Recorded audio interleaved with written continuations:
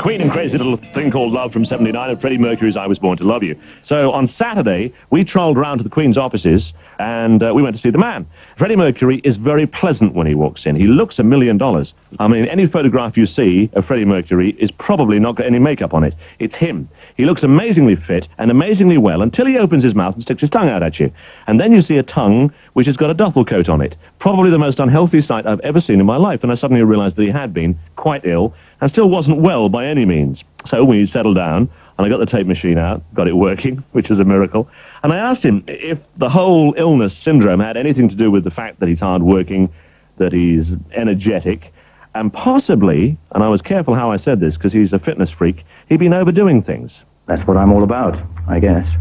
But I think the way people get news is whenever something goes wrong. I mean, and that's newsworthy, isn't it? So, I mean, over the past 6 months or whatever, it's either I've broken my leg, I lost my voice in South Africa, or something's happened. And, you know, it does take its toll. I mean, I have been working very hard. I was doing my solo project, and I was also working with Queen. So basically, I was sort of undertaking two very sort of heavy projects simultaneously. And that does sort of take its toll. I mean, I was really exhausted. Because normally what happens, I mean, if I do an album with Queen, okay, we go into the studios, and, you know, you work, you know, day and night or whatever, and then you have a rest period, and then you go on tour. But I had to sort of do it in between times, and there were so many times where I had to sort of stop working and do things with Queen, like even if it's a video or do the odd show or whatever. But then the moment I finished my solo project, I mean, I had to go on actual tour with Queen, so I had to go to sort of Australia and Japan, and I didn't have enough time in between to actually sort of think about things like that. So I was just embarking on all kinds of things, you know, like press receptions and things, which I hate doing anyway. I'd ask you about that because you don't like doing interviews, and you said you don't like doing interviews like this, and I wonder why. I just hate talking to people about myself, basically. Yeah. So when I talk to people, I like to talk about them and more interesting things, actually. I think after 13 years or whatever, I just think people know just about everything about me. Right. And so basically I'm just saying the same old things, you know, after 13 years. And I think it's not very interesting, to be honest, and talking about myself. But there you are. So tell me about you. Tell me whether you are an egomaniac hiding under a modest, shy, retiring foreground, or whether you're actually rather a quiet bloke. I'm a bit of everything. I am, actually. That's what it takes, to be honest. I can sit here and say I'm a wonderful person. It's a combination of a lot of ingredients, actually. You know, I can be a real bitch. But I think in the public eye, you see, what's been put across, of course, it is my stage persona, which is very arrogant, very aggressive, or whatever. Mm. And that sort of comes into light. And then whenever people want to talk about me, or when they see me in public, they're tuned to what they see, and they just think I'm arrogant or whatever. And in one way, that's nice, because I don't want everyone to know about my real inner feelings, because that's my private life, I think. So I think there are very few people, basically people who I call very close friends, who actually know the other side of me. So, I mean, you know, the last thing I want, and the papers will never write about the fact, oh, look, he's real nice underneath it, and things like that, you know. But there are two sides to me, you know. I think there are many sides to most people. Title track from the new album, which is Mr. Bad Guy, which was an album we focused on quite a lot during the conversation. Now, you heard that first part of the interview, and like me, maybe you thought, hello, this one's not going to go terribly well. But we then had a cup of tea in my case, and I think it was a vodka and tonic he was drinking in his case. And suddenly, everything started to relax, and we got on, I think, fairly well. Certainly, the stuff you'll hear over the next couple of days is remarkably frank. We started, though, at the very beginning, because in the days before Queen, well, what was he doing then? I spent about 4 years at Ealing School of Art, Ealing College. Oh, God, I mean, it was a long time ago. It was during the Boer War, I think. And I got my diploma in graphics and illustration, which I did nothing with. But, I mean, I was actually trained to be a sort of illustrator, which I'm glad I sort of opted out. And Why? Because I think music was exactly what I wanted to do. And it wasn't a very risky sort of career to embark on. Did you think of it as a career? Well, at that time, no, because I was in semi-professional bands and things. But in the end, I mean, I just took the plunge and I said, that's exactly what I want to do. And I think that's the only way to approach this business, is that you sort of you can't sort of do it in half measures. You really can't. You can't say, okay, I'm going to give it a couple of years, and if it doesn't happen, because if you have that in the back of your mind, I don't think you're going to give it all your energies anyway. And I was quite prepared to starve, which I did anyway, and just make a go at this, nothing else. You have to believe in it, and I just believed in it, and I just said, it doesn't matter how long it takes. I'm going to do this. And you have to have a certain amount of confidence and arrogance and all that, and your egos have to be there as well. You can't be a nice guy in this business. And I think over the years, through experience and everything, you really get into the situation where you put all your defenses up, which I normally wouldn't want to do, but I mean, you just have to, otherwise you get broken down. I mean, it's so easy to be trodden on that you have to be hardened to the fact very early on, so you know how to. You just have to. It's like playing dodgems, really. It's rock and roll dodgems. You just have to sort of dodge those spears at all times, and the higher up the ladder you go, the more problems you get, and the harder it becomes. And so there are even bigger pitfalls. But I mean, that's what you sort of aim for, really. It's the ultimate. That's your goal. So I mean, I'm not sort of asking for sympathy or anything. I'm just saying that's what it's all about. And if anybody wants to embark on it, it's not an easy escalator to success, I tell you.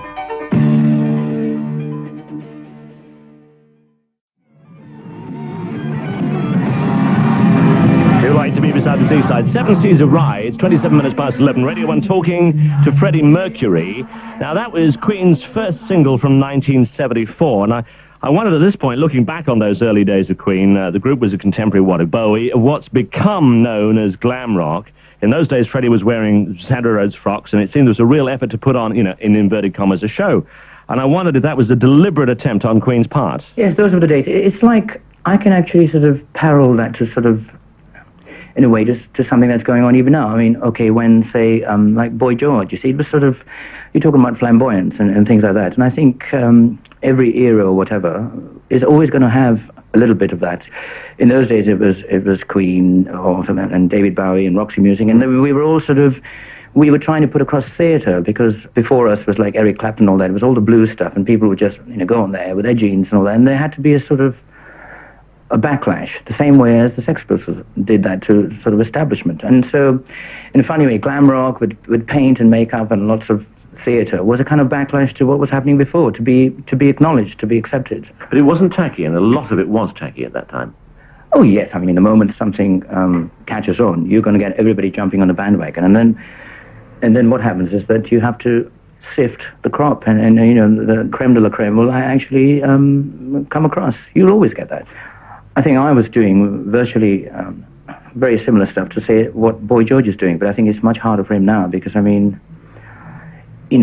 shock value and being outrageous is, it takes more to outrage people now, because was that what you were trying to do? Oh yes, it's in terms of shock, outrage, and being accepted. That's the way. You just and the music was there as well. But I think music is not enough. I mean, you say talent will out, but I mean, these days talent consists of more than just being able to write a good song. I mean, you have to deliver it, you have to sort of package it, and you have to be there at the right time, and just you have to sort of take in all these ingredients, I think. She keeps them always shallow in a pretty cabinet. The difference between Freddie Mercury, the private, shy, retiring individual, and Freddie Mercury, who is self-confessed, loud, arrogant, and forthcoming, the public performer. So the next subject we got onto was videos, and I wondered whether videos had played an important part in reinforcing that image of Freddie Mercury. If you're talking about videos, I might as well. It's big business now anyway, and it's a very good way of showcasing yourself. But there are moments in videos where I think the buyer can be misguided, because I remember the times when if you like a piece of music, you go out and buy it, and you sort of conjure up a thing for yourself, and you think, oh, that's the kind of emotion or whatever he's putting up. So, I mean, each individual can create his own feeling from that song. But the moment you make a video, they see it and they say, oh, my God, I take it that's the way he wants to put it across. So, I mean, it really narrows you down. And sometimes I like to sort of lose myself in videos and make it as free as possible, so that there are lots of elements, especially when a song is very emotional and it's got to do with a love song. In fact, only the other day, somebody came up to me and told me exactly that. He said, I'd had a preconceived idea of what I thought you were telling mean the song, but when I saw your video, I knew I was totally wrong. You see, Which was the song? It was I Was Born to Love You. You see, but he just said that he'd lost all the total meaning of what I was trying to say. But there you go. Were you disappointed with that? I mean, were you upset? No, I wasn't upset. I mean, the reason I'm talking about this is I'm saying that there'll always be some people who are going to be disillusioned by the fact that that the video is not cohesive with the song in terms of what they wanted to see. Can I go back to the first promotional film, which was, I mean, historic in the sense that you established something in the idea of the video. A, where did the idea come from? B, who the hell put the money up? What, our first one? Our first one was Bohemian Rhapsody. It must have cost a fortune. You're going to be very surprised. It cost between £3,000 and £5,000. All right, I'm not asking you to be pompous now, but were you aware at the time that you were really setting a standard? No way. I mean, we didn't think that videos would be accepted. You don't think in those terms. I mean, you don't get up every morning and say, okay, I'm going to try and be completely innovative and set a precedent. No, you don't do things like that. Is this the real life? Is this just fantasy? Caught in a landslide, no escape from reality.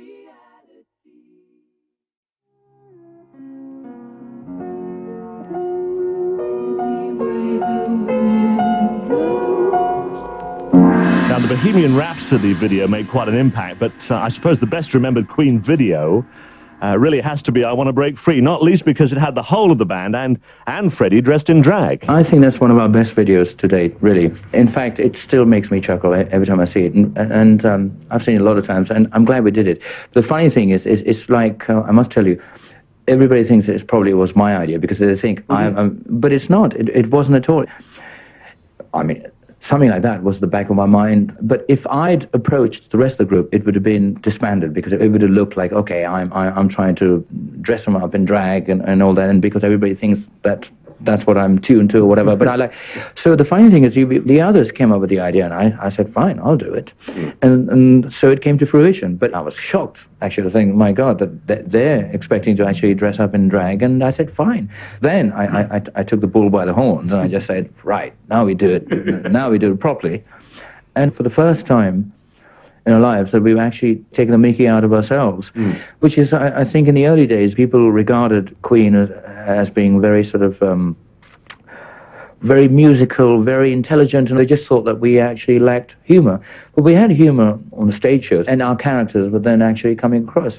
And I just thought, why don't we try and do that in a video? Because that sort of precedes, and in 3 minutes they can find it out. And people were quite amazed the fact that we could actually fool around and drag up and still be good musicians. When you saw the final clip and you looked at it and you laughed, as everybody did you think it was the kind of thing that would be accepted by the kind of person who doesn't normally accept that sort of pantomime dame approach? No, so there's a big risk element involved with everything. I mean, since Bohemian Rhapsody, so we're not going to change. And I think our sort of staunchest fans are going to know that we can come with all kinds of ridiculous things, and some of them will work, some won't.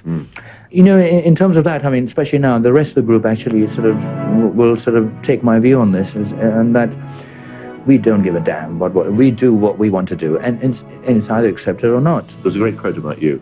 I think it was Roger's quote. No.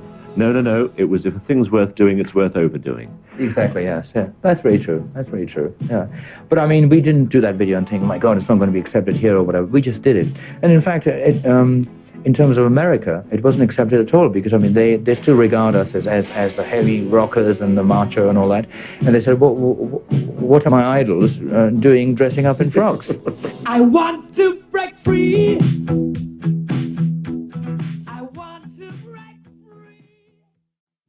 We stopped talking about Mercury the solo artist and Mercury the band member and turned the conversation round to another side of the career, working with other stars outside the Queen area. There Must Be More to Life Than This was a song that I'd written a long time ago, and it was going to be on one of the Queen albums, and for some odd reason it just wasn't used because I'd written something else. And I remember that, I think a couple of years now, and I was working with Michael Jackson, and we were trying to get some stuff together, and we still have unfinished works of art in the vaults, actually, and they haven't come to fruition. But this was one of the songs, well, because we haven't had time to actually sort of go back and finish them. What attracts two totally separate people, I would have thought, into working together? Because you seem almost poles apart as individuals, not knowing Jackson himself. Well, I guess you're right. I mean, so maybe that is the attraction. But I mean, in the early days, he used to sort of like Queen and used to come and see all our concerts, and so we became friends. And he said, "Why don't we do something together?" This was just before the Thriller days, actually. And so I said, "Okay, why don't we try something together?" So it was just me and him. And I went over to his house and did about 3 or 4 demos, to see how they work out. But I did it in a very different way. I mean, it was the way he sang it is just so beautiful. I just said I have to put a different approach to it. So I put there was more orchestration and the way that I wanted to do it anyway. Maybe he could still sing it. There must be more to life than this. There must be more to life than this. And having talked about working with superstars as well as himself, I got onto the subject about the songs that he did with Michael Jackson. One of them ended up as State of Shock, which in the end I couldn't complete. I couldn't finish, so Mick Jagger did it, right? Really? Yeah, well, that's true. So I actually did the vocals. But the thing is, this is the thing, timing is everything, and at the time when he wanted me to finish it, I just said I can't because I was working with Queen. I said, I really haven't got time. I was in Munich, he was in Los Angeles, and he said, "Look, is it okay if Mick does it?" I said, "Fine." So Mick did my vocals. And so I think all that remains is a track that we actually wrote together, and it's a track called Victory, which then he used the title as the Jacksons album, so it was before that. So, I mean, in a funny way, I guess that track is frozen because that's the only track that we actually wrote together, as it were, and so we've got a demo, which sounds great. Or working with other people, is that something you find hard, or do you enjoy it? I enjoy it and find it harder. Yeah. Actually, it depends who you're working with, but I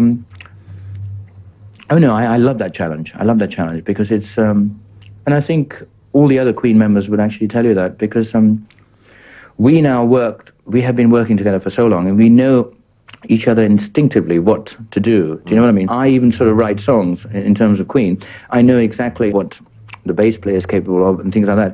So I'm in tune before I even write a song, knowing fully well what they're going to do. But to work with an established artist, not knowing him, you're working from stage one, and that's a great challenge because you don't know which way to write, and you don't know what kind of aggression you're going to get, what kind of compliment you're going to get, what kind of rapport you're going to get. So sometimes I think working with other people, the best way is to just go in there and just do it. If it sparks off, you've got it. Otherwise, you just forget it.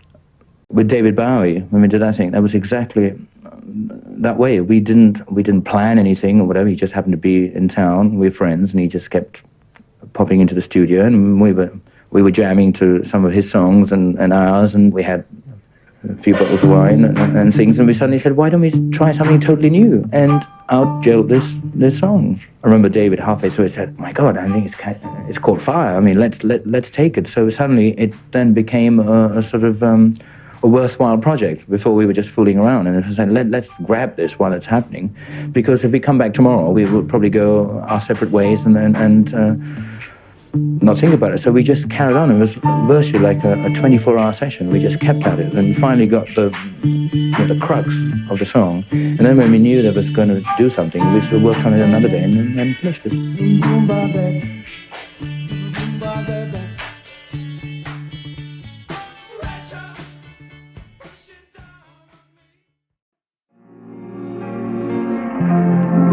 When Freddie was talking yesterday about the I Want to Break Free video, you might remember he said that it hadn't gone down particularly well in the States, and I wondered if the idea of failure, and failure in America in specifics, bothered him at all. I think we've got to a stage where we will do whatever we want, and I think that's the best way of doing it, because I hate to conform and pander to even public tastes, or as far as record company people are concerned. I mean, it's...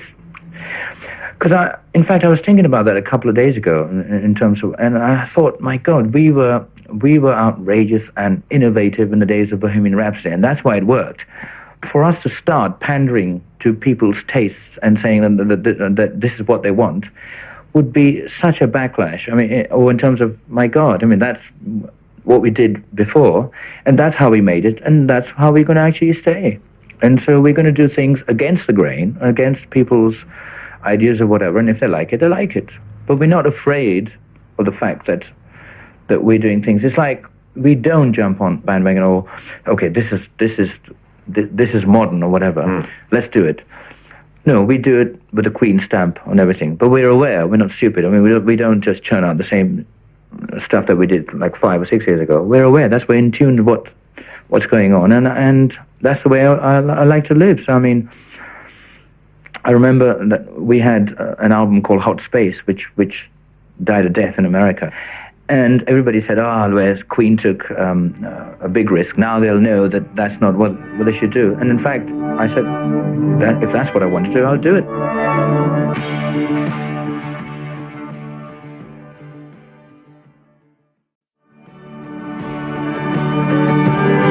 Palabras de Amor from the Hot Space album, which of course didn't do very well in the States. And I wondered if that experience colored his approach when he was making his new album, his solo album called Mr. Bad Guy. That to me was a bigger challenge. And these are the songs that I wrote, and I think my solo album is like a sort of an extension of Hot Space, to be honest. Radio 1 talking exclusively to Freddie Mercury. It's 13 minutes past 11. It's Radio 1. About the business of being a star. I remember there was a time and place in the early days where, of course, I wanted to be looked upon or whatever, and so therefore you did it accordingly. You know, I wore Sandra Rhodes dresses, and I painted my fingernails black, and I wore eye makeup, and I had long hair. I wore women's blouses and whatever, and then I would walk into a room and close it dead. You know, I mean, that's the way to make an entrance, and you can do that. You know, just like going back to it, and it's just like what Boy George can do. I mean, those things you can do if you're accepted. And now, I mean, having gone through a lot of it, I do want my privacy. It's like, it virtually, it's like, I mean, I've created my own monster, really. And there are times where I wake up in the morning and I think, my God, I wish I wasn't Freddie Mercury today. So what will you do when you relax? I socialize. Yeah. I socialize, I meet people, as long as I realize it's nothing to do with work. Right. Because I like the hustle and bustle of life. But how can you do that? Because you're Freddie Mercury. It's a bit like Prince Philip saying, I think I'll go and have fish and chips. There you have it. And I think I found a place, which is called Munich, where I can actually walk the streets. I mean, Munich is like a little village, really. And I have a lot of friends over there. And they know who I am or whatever, but they just treat me as another human being. And they've accepted me that way. And that, to me, is a very good way of relaxing, because I don't want to sort of relax and sort of shut myself up. That's not what I want, because I go spare, I go mad. Mm. Even quicker. But it's just that I like to feel that I can sort of do exactly the same kind of things, like socialize and have parties and whatever, but not having the burden of knowing fully well that, oh my God, tomorrow, I mean, I can't stay up too late because tomorrow I have a meeting, or I have a commitment, or I have to do a show, or anything like that. If I completely remove myself from that, I can still be in the same town, and that's my way of relaxing. What kind of things do you enjoy? What kind of movies do you enjoy? What kind of television programs do you enjoy? I don't watch too many movies, and I don't watch too much television. I have a very fastidious nature, and I'm very I am highly strung. A lot of people say that, so I'm very fidgety and everything. I do a lot of research by just looking. And by looking, I mean, if I meet people or whatever, trying to find, or I go to art galleries and things like that. But I mean, I'm sort of tuned into sort of very different things. I go to a lot more, I go to opera, and I go to ballet and things like that. But I'm always researching in that way. It's like people read books or whatever. I just look at everything in pictures, really. Where would you like to go? What would you like to do? In London, yes. In London, have a nice dinner. That's basically what. What would you eat? I'd eat all kinds of things. I have a gourmet chef that works for me, so I'm absolutely spoiled in terms of food, and he just makes up all kinds of exotic delicacies, and then most of the time he doesn't even tell me. So I mean, I just yes, I'm very spoiled in terms of that. Yes, when I'm on tour or whatever, I just go to the best restaurants that money can afford, but just to sample all kinds of. Oh yes, do you go for the food, or do you go with company for the company and the food? For both.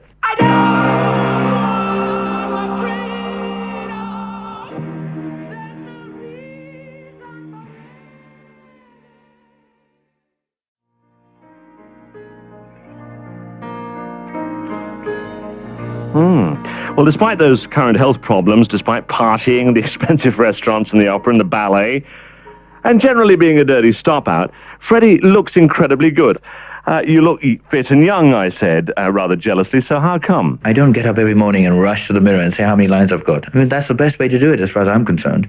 I don't worry, because, I mean, if you're going to get old or you look, that's the way it is, no matter facelifts or whatever, no matter how many creams you use, or what's it, it's just not me, you know, it's just not me. And I know the kind of life I lead sometimes, you know, I'm on these late nights and everything. Yeah. I can get by with like 2 or 3 hours sleep a night, and I'm fine. Are you vain? And then am I vain?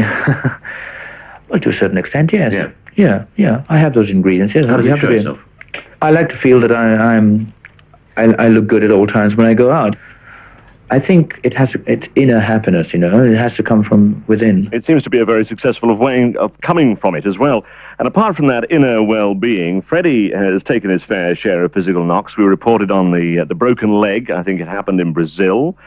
And in fact, the broken leg has happened on more than one occasion. I've actually broken it 3 times.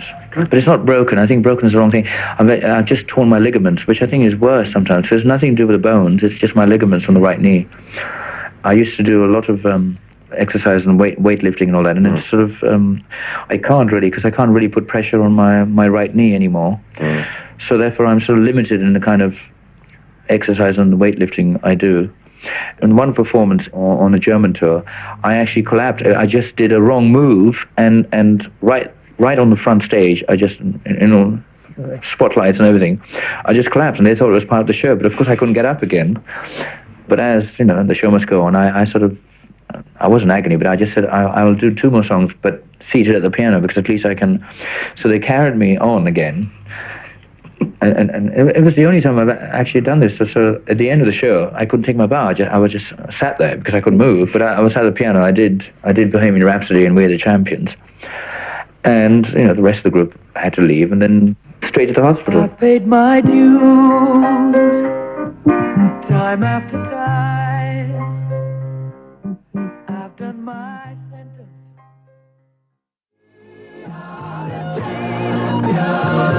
We are the champions.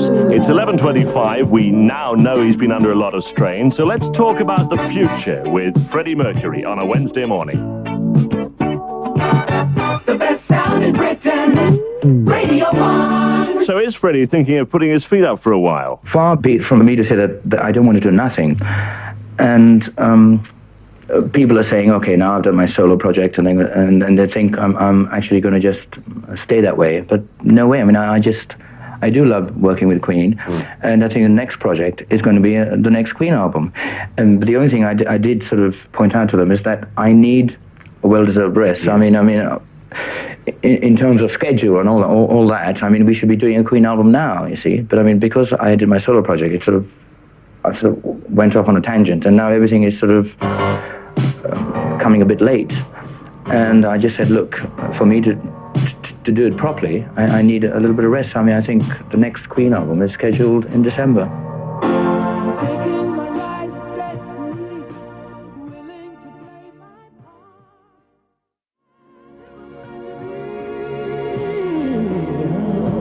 Written in the stars.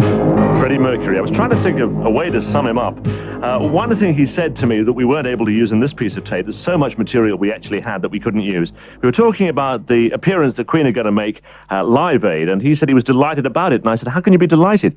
It's a mega concert for everybody. Mega's a word I shouldn't use. No one is going to be able to do a voice check, a sound check, or a lighting check. It'll be just Queen exposed, naked, as it were. And he said, I'm delighted about that, because it will actually prove to people that Queen are a musical band, not just an effects band.